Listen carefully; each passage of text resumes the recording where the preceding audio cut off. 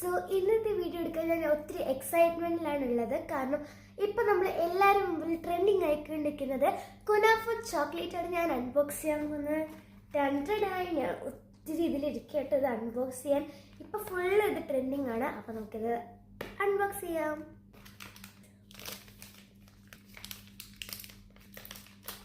ഇതാണ് സാധനം. നല്ല അടിപൊളി വലിയ ക്വാണ്ടിറ്റിയിലുള്ളതാണ്. ഞാൻ തുറന്നപ്പോൾ ഒന്ന് പൊടിഞ്ഞു പോയി.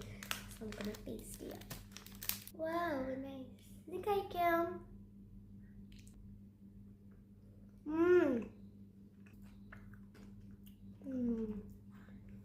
ഇതിനകത്ത് കണ്ടോ, കുനാഫോ പിസ്താഷ്യൂ പേസ്റ്റ് ഫില്ലിംഗ് ആണ്.